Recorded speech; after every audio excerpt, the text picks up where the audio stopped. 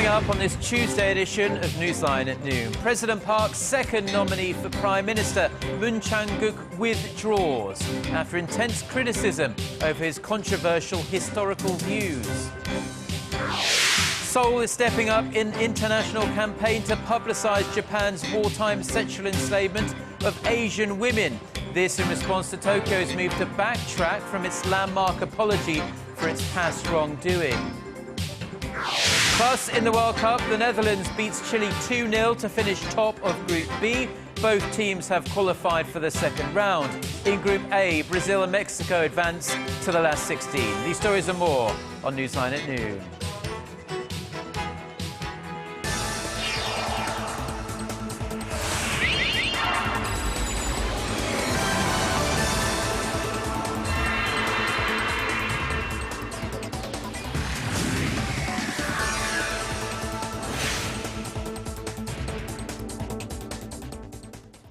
It's noon Tuesday, June 24th here in Korea. Thanks for tuning in. Live from Seoul, I'm Ju. It's very good to have you with us. I'm Mark Broom. Our top story this lunchtime. President Park's been rather occupied making a decision on her Prime Minister nominee, Chang-keuk, who has stepped down within the last couple of hours. Because of this, parliamentary hearings for her picks to become cabinet ministers have been pushed back, and this includes the finance minister. Right, this when the economy is being weighed down by sluggish domestic demand. Kim Young-gil explains what this could mean for the nation's fragile recovery. Korea is facing a leadership vacuum in the economic sector. It has been more than a week since President Park Geun-hye tapped Choi You-sun as the country's new finance minister, but not a single move has been made for a confirmation hearing at the National Assembly. The situation is no better for the other 6 minister designates. It has the government worried about lost times as Korea's economy is gripped by fears of a double-dip recession amid slumping domestic demand. Korean consumers are increasingly reluctant to open their wallets, and businesses are shying away from massive investment. Experts say exports could falter if the strengthening of the Korean won continues unabated. The problems underscore the importance of having a finance minister in place, someone who can come up with an extra budget, plans to reform the overall regulatory system, overhaul debt-ridden public enterprises, and boost domestic demand, are likely to stall until a new finance minister is installed. The presidential office of Cheongwade hopes that person is nominee Choi You-sun, whose close ties with the president stand to help him push through major policies.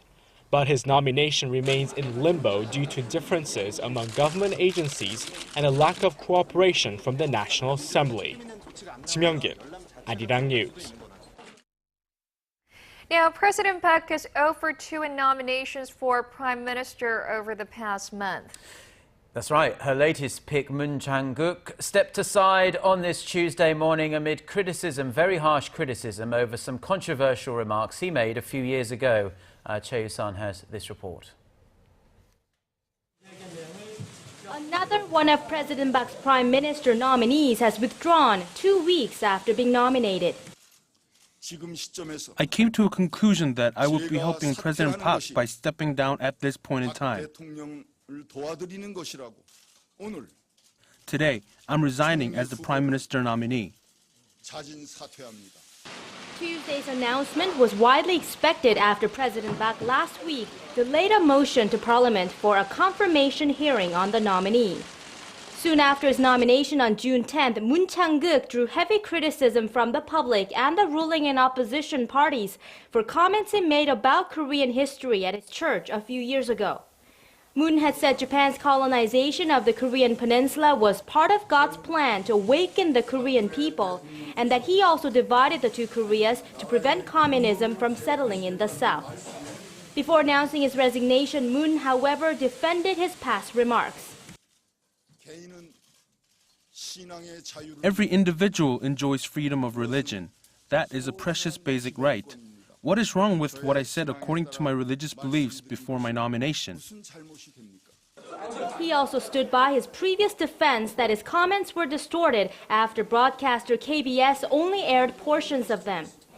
To politicians on both sides of the aisle that demanded he withdraw, Moon said it is the parliament's duty to govern by law and not by public opinion.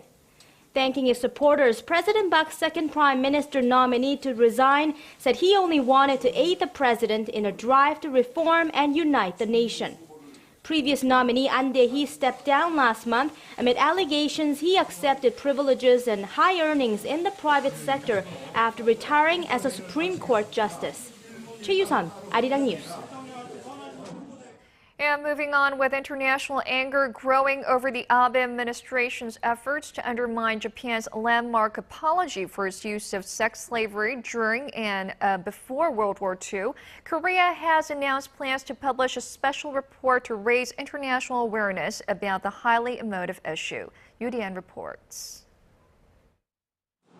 Seoul will publish a white paper addressing Japan's sexual enslavement of Asian women during World War II to raise global awareness on the issue. This will mark the first time for the government to publish a comprehensive white paper on wartime sex slavery.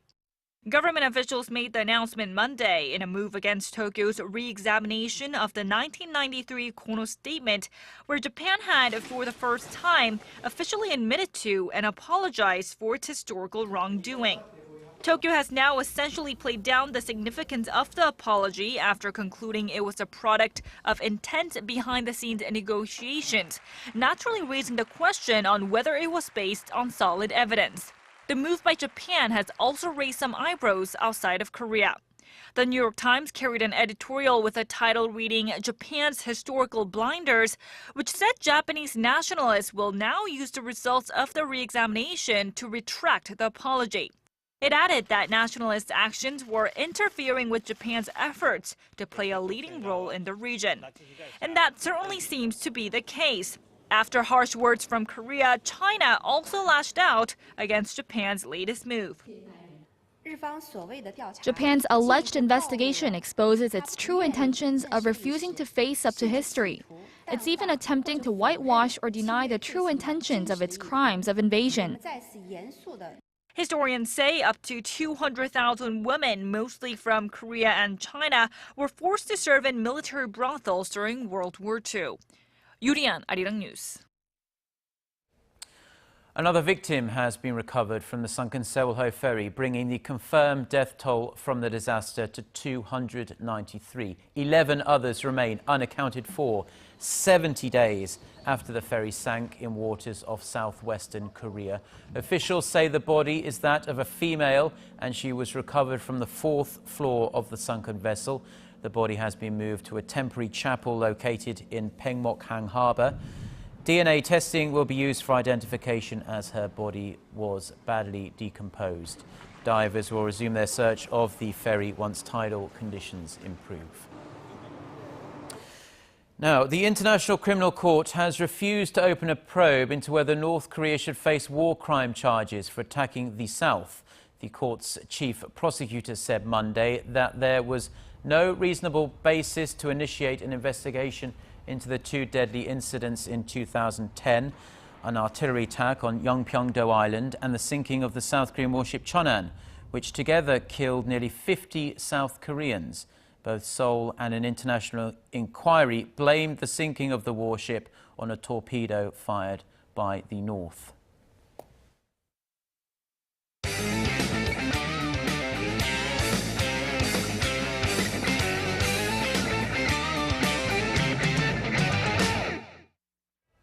And we now continue on with our 2014 Brazil World Cup coverage as 4 matches took place earlier today. Yes, and they were very exciting matches as well, and with a few of those teams looking to qualify for the round of 16. Let's turn it over to our SJ Lee, who's standing by for the latest. Good afternoon, SJ. Good afternoon to you guys as well. That's right, we had a couple of teams trying to advance to the next round, but before all that, we also had the 2 undefeated teams, the Netherlands and Chile, squaring off as well. So let's take a look at the highlights. Of course, taking a look here, both nations neck and neck throughout the first half of the match as the first half ends in a 0-0 draw. But the second half is Leroy Fer who scores in the 77th minute, giving the Dutch the 1-0 lead. 90-plus minute Memphis Depay with the insurance goal here, giving the Netherlands the 2-0 win as the Netherlands finished Group B in first place with 3 wins. And next up, Spain and Australia both have 2 losses in Group B square off earlier today. David Villa scores in the 36th minute, giving Spain the 1-0 lead in the first half. The second half, Fernando Torres and Juan Mata each score a goal, giving the Spaniards the 3-0 win, finishing Group B in 3rd place. Meanwhile, Group A, Brazil and Cameroon facing off. Neymar scores twice in the first half, scoring his 3rd and 4th goal of the tournament, helping Brazil beat Cameroon 4-1 as they advance to the next round. And lastly, Croatia needing a win over Mexico to go through the next round, but Rafael Marquez in the second half scores off of a header, leading to a barrage of Mexican offense after, as Mexico qualifies with a 3-1 victory. And now moving over to the South Korean national football team, where after losing to Algeria 4-2 in their second group stage match, things have gone harder for them to qualify for the next round. So how can they actually advance? Well, taking a look at here, Group H standing so far. Belgium already in thanks to their 2 wins so far in Group H, but Algeria is in second place with 1 win and 1 loss with a goal difference of +1. That means in the next final group stage match, Russia needs to beat Algeria by a 1-goal difference, meaning both nations will be at 4 points with a goal difference of 0. Meanwhile, Korea will need to beat Belgium by 3 goals or more so that they may advance with 4 points with a goal difference of +1. And as New York Times have calculated, Korea now has a 5% chance of advancing to the next round. Well, Algeria was certainly a surprise team this World Cup, but Costa Rica, who has already beaten teams like Uruguay and Italy, has been the biggest surprise. But not so happy after 7 of their players were tested for doping. As the FIFA is suspicious over the recent success of Costa Rica, 7 of the players were tested for doping despite just 2 players normally being tested per team. According to the Associated Press, the president of the Costa Rican Football Association asked FIFA why just their players were tested after their 1-0 win over Italy. Now, FIFA answered back, stating that 8 of the players on the team did not take a test prior to the World Cup, hence the number of players tested. And that's going to wrap it up for me. This has been SJ. Have a great rest of the day and see you guys again for your sports needs.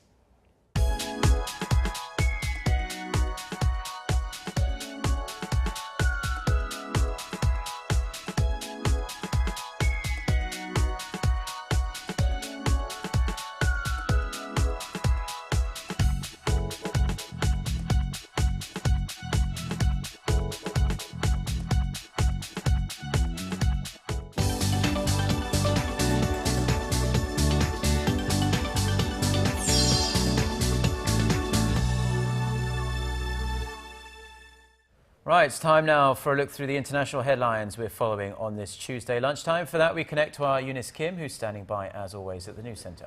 Eunice, U.S. Secretary of State John Kerry landed in Iraq on Monday for talks with Iraqi leaders. There he pushed for a united, urgent response to avoid a breakup of the country. That's right. He met with leaders from both the Shia and Sunni sides, this as militants continue their violent campaign to control large parts of the country, including Iraq's largest oil refinery in Baiji. Here's Shin Se-min with more.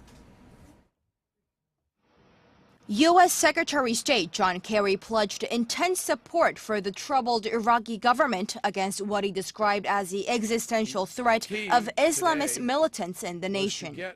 Visiting Baghdad on Monday, Kerry pressed Iraqi leaders to put aside their sectarian differences to counter the Sunni insurgency, calling on the government to give more power to its political opponents. Kerry's visit comes as a militant group known as ISIL has gained control over vast territories in northern and western Iraq, including the nation's main oil refinery in north of Baghdad.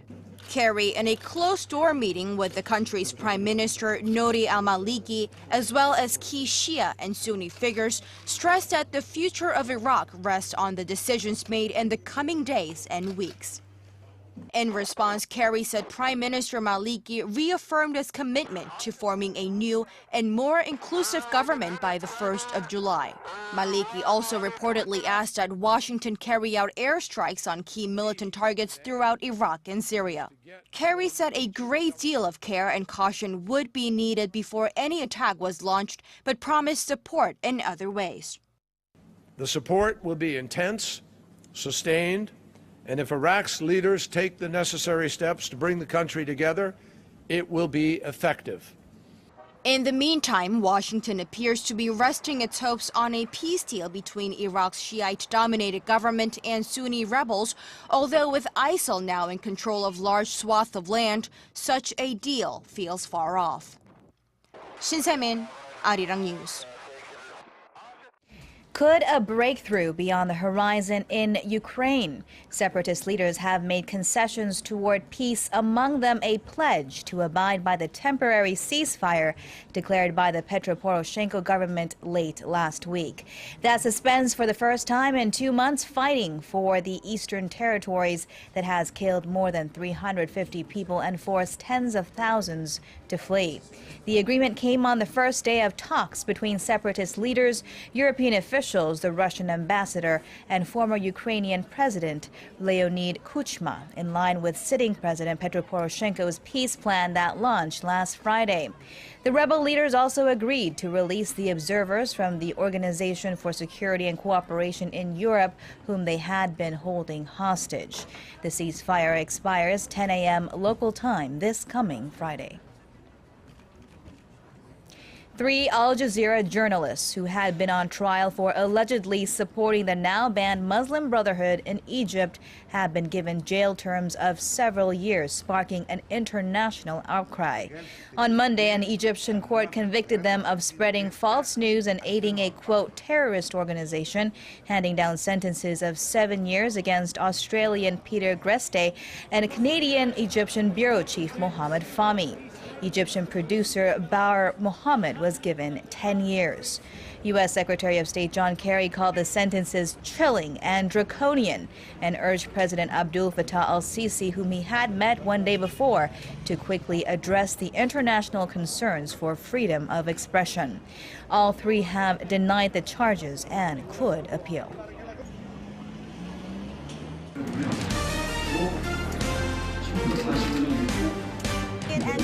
Stay up to date on the latest news out of Korea, connecting to our team of reporters about the issues that matter to Korea.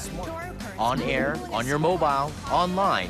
Find out more about Korea on Newsline at Noon with Mark Broom and Jin Ju. I'm Jin Ju.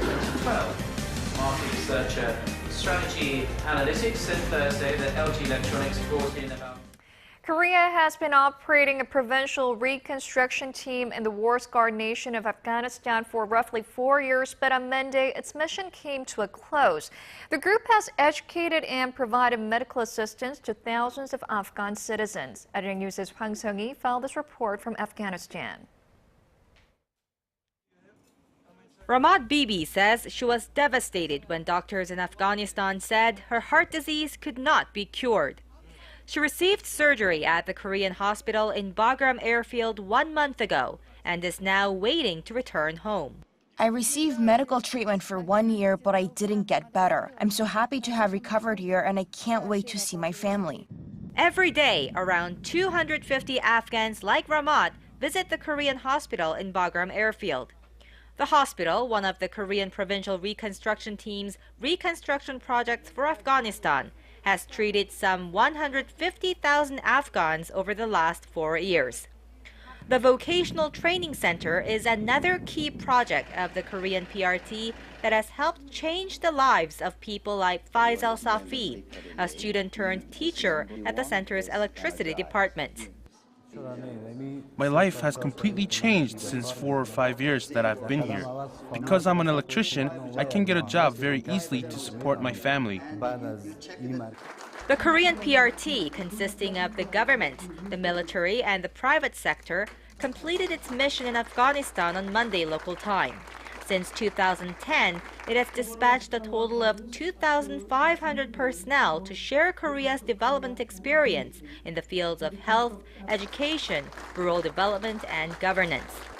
We are the only aid recipient country to have turned into a donor country. This was clearly demonstrated in Afghanistan. Our activity has given hope to Afghans and became a source of pride for Koreans. And while the PRT era has come to an end, Korea's mission to secure lasting stability in Afghanistan does not end here. The Korean hospital in Bagram Airfield and the vocational training center will remain open to assist those in need as Afghanistan continues its reconstruction efforts. Hwang Sang-hee, Arirang News, Bagram. The latest battle among major IT companies across the globe is being waged in the clouds. Microsoft announced plans on Monday to reduce prices and provide updates for its OneDrive cloud storage service and will double the amount of storage provided free of charge to 15 gigabytes. That puts OneDrive on par with competitors like Apple and Google. Not to be outdone, Apple is slashing prices for its iCloud service by as much as 70% and offering up to 20 gigabytes of storage for less than $1. Google Drive gives users 15 gigabytes of storage for free and offers 100 gigabytes for less than $2. The first ever Conference on Education ODA, or Official Development Assistance, is being held in Seoul on this Tuesday.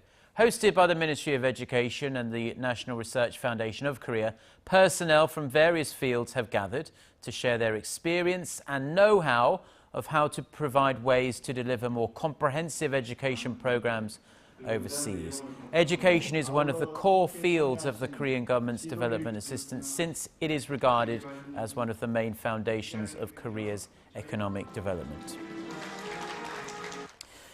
Now, we all know the feeling extremely well. Getting into a car that's been sat out in the blazing summer sunshine for a few hours and you have to scramble to crank the AC up to full blast. Now, normally this is the extent of our inconvenience, but safety agencies here in Korea say you should be extremely mindful about what you leave in your car on a hot summer's day. Our Paulie reports.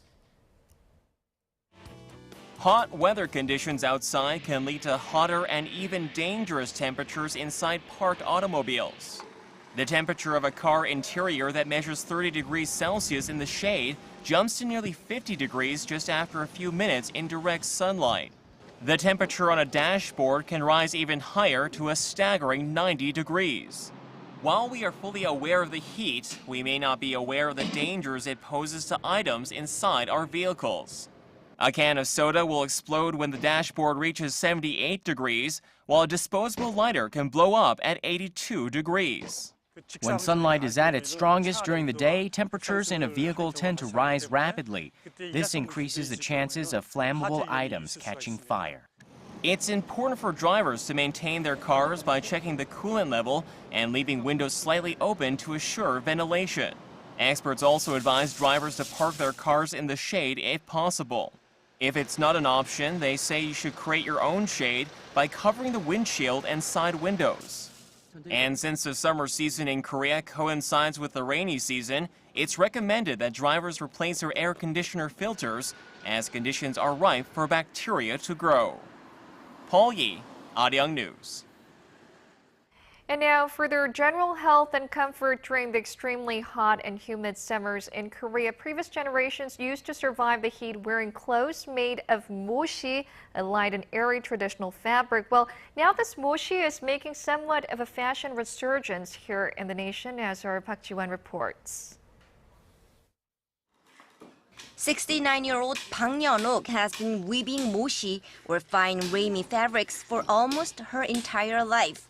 The skill she learned dates back to 1,500 years to the nation's west-central region of Hansan.